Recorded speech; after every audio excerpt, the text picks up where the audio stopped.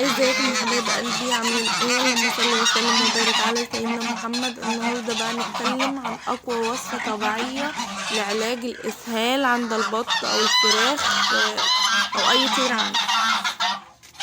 اهم حاجه حبيبه قلبي ما تنسيش تشتركي في القناه وتدعميني حتى لو بلايك. الوصفة يا جماعة عبارة عن 3 بصلات كبار، 10 فصوص توم، معلقة خل، ليمونتين كبار، معلقة كركم. انا كنت مخليها تقيلة كده عشان اطلع اخفها في الجردل وأحطلهم منها. اول حاجة فوائد البصل: بيرفع المناعة جدا يا جماعة وبيقلل الاسهال. وبالنسبة للثوم ده مضاد حيوي طبيعي يقتل البكتيريا، يرفع المناعة. وبالنسبة للخل يا جماعة يقتل البكتيريا وينظف المعدة. وتحطوا منه معلقة صغيرة على رتل مية لان كتره هيهري الكبد ويعمل مشاكل. هنا كنت حطيت للفراخ. وبالنسبة لليمون يا جماعة، الليمون ده فيتامين سي بيرفع المناعة ويقلل الاسهال. بالنسبة للكركم بقى مضاد للالتهابات ويطرد السموم يا جماعة ويرفع المناعة بشكل ممتاز جدا. انا كنت سيبت الفراخ شوية، قلت اسيبهم، الجو امبارح كان الصبح شمس فقلت اسيبهم. الوصفة دي تعمليها مرتين في الاسبوع، ممتازة جدا والله للاسهال، خصوصا الاسهال الابيض.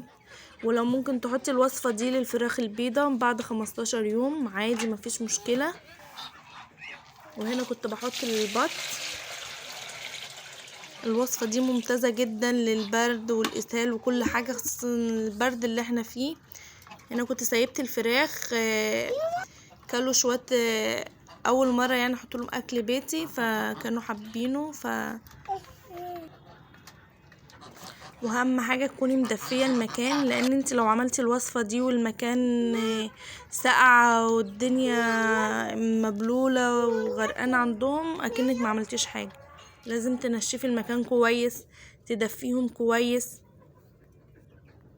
والله يا جماعة الفراخ دي مات منهم 4، كان جالهم دور وحش، كنا نطلع كل يوم نلاقيهم بيموتوا. فعملت لهم الوصفة دي والله العظيم بسم الله ما شاء الله. وكفاية انها وصفة طبيعية احسن من الادوية والكيماوي والحاجات دي. وهنا البط كان بياكل لسه ما شربش من الوصفة اللي انا عملتها.